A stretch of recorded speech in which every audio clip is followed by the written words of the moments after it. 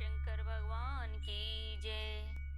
आज हम करेंगे श्रावण मास महात्म का 19वां अध्याय। तो भक्तों, आज है एकादशी का व्रत जिसकी कथा हम कहने जा रहे हैं। और अगर आपने मेरा चैनल सब्सक्राइब नहीं किया है तो चैनल सब्सक्राइब कर लें ताकि आगे से ऐसी वीडियो आपको सुनने को मिलती रहे। तो शुरू करते हैं।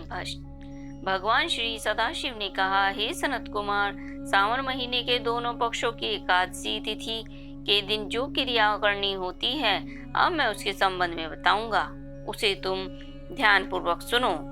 हे महामुनि, इस व्रत के संबंध में मैंने आज तक किसी को नहीं बताया।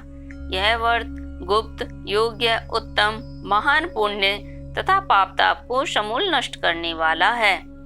मनुष्य को उनके मनोवांछित फलों की प्राप्ति होती है। श्रावण मास में किए गए पापों का नाश करने वाला तथा सब व्रतों में उत्तम यह पवित्र एकादशी का व्रत है। हे वत्स, इसके संबंध में मैं तुम्हें सब कुछ बताऊंगा, तुम इसे ध्यान पूर्वक सुनो। दशमी के दिन प्रातः काल स्नान करके पवित्र होकर गुरुदेव की आज्ञा से वेद वेत्ता, प्राण ज्ञाता, जितेंद्रिय द्विजों का पूजन करना चाहिए। देवेश भगवान श्री विष्णु की 16 उपचारों से पूजा करके उनसे प्रार्थना करनी चाहिए। हे पुंडरीकाक्ष, मैं आने वाली एकादशी को निराहार रहूंगा और उससे पहले दिन भोजन करूंगा, अगले दिन भोजन करूंगा। हे अच्युत, आप मेरी रक्षा करें। हे विप्र, उस दिन गुरुदेव और अग्नि के समीप नियम से भूमि पर सोना चाहिए। काम क्रोध को त्याग कर एकादशी के दिन प्रातःकाल भगवान के शव में चित्त लगाकर अन्य कार्य करते हुए श्रीधर श्रीधर का जाप करते रहना चाहिए। हे विप्र, 3 दिन तक न तो किसी पाखंडी को देखे और न उससे बातचीत करे। हे वत्स, केवल इतना करने से ही यह व्रत मोक्षदाता का हो जाता है। मध्याह्न के समय पंचगव्य लेकर क्रोध को त्याग कर नदी आदि के सुंदर जल में स्नान करना चाहिए। भगवान सूर्य को नमस्कार करके श्रीधर की शरण में जाकर वर्ण आचार आदि सब काम करके अपने घर को वापस लौटना चाहिए। घर पर आकर श्रद्धा तथा भक्ति द्वारा भगवान श्रीधर का अर्चन पुष्प, दीप, धूप, अनेक तरह के नैवेद्य द्वारा करना चाहिए। रात में गीत वाग तथा कथा सुननी चाहिए और जागरण करना चाहिए। पहले कलश स्थापन करके पंचरत्न और सोने के कलश में रखकर श्वेत चंदन से पूजा करनी चाहिए और फिर कलश को 2 श्वेत वस्त्रों से ढक देना चाहिए।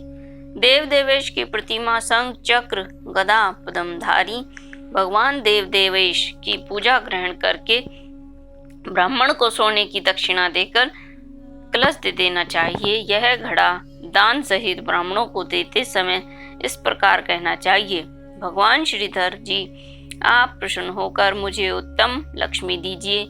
यूं कहकर जगत गुरु श्रीधर का अर्चन करके श्रेष्ठ द्विजों को भोजन करवाकर अपनी शक्ति के अनुसार दक्षिणा देनी चाहिए।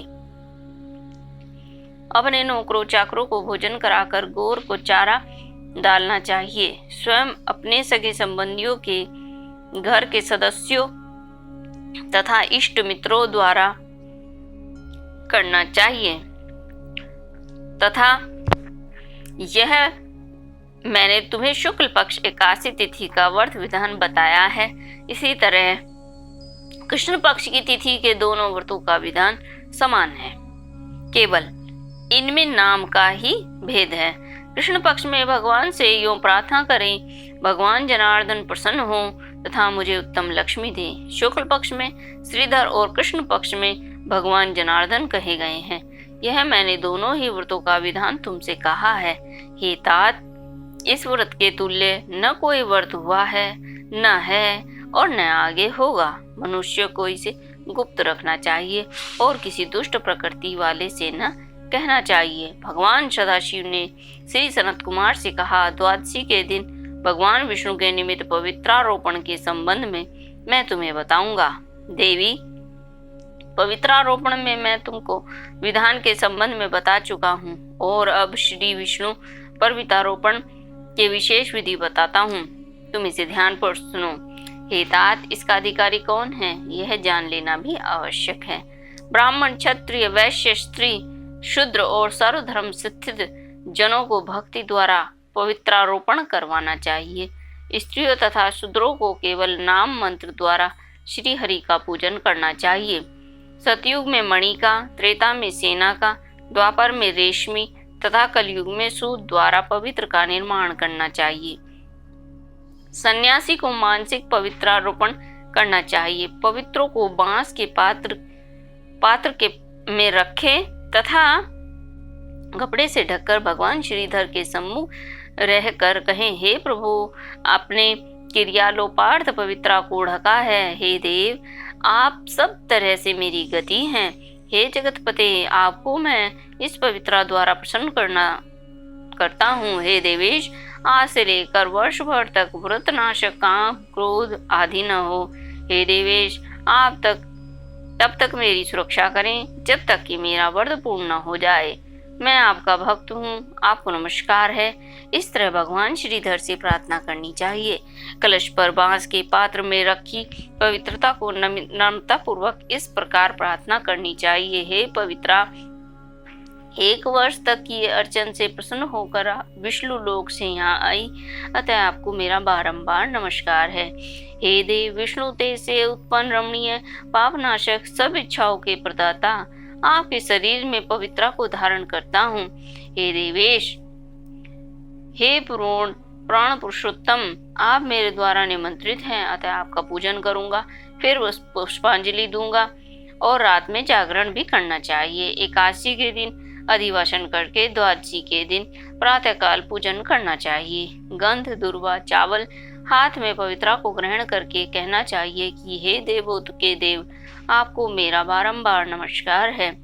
इस पूजा को आप स्वीकार करें। 1 वर्ष तक पुण्य फल पवित्रा से निवेदन लेना चाहिए। आप मुझे पवित्र करें। हे देव, मैंने आज तक जो पाप किया है, आपके सुप्रसाद द्वारा मैं उन पापों से मुक्त हो जाऊं।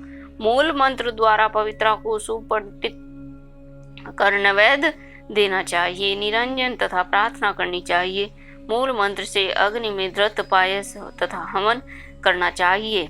इसी मंत्र द्वारा पवित्रा का विसर्जन करके कहना चाहिए, हे पवित्रे, 1 वर्ष में किए गए मेरे पूजन को सविधि परिपूर्ण करें। हे पवित्रे, 1 वर्ष किए मेरे पूजन को परिपूर्ण करें। हे पवित्रे, विसर्जित हों, विष्णु लोक को जाएं, यूँ कहकर ब्राह्मण को दे देना चाहिए या जल में डाल देना चाहिए। हे वत्स, मैंने तुमसे भगवान विष्णु की पवित्रारोपण की विधि कही है। वत्स, जो कोई हरि का यह पवित्रारोपण करता है, वह इस संसार में आनंद भोग कर अंत में बैकुंठ धाम को जाता है। बोलो विष्णु भगवान की जय, बोले शंकर भगवान की जय।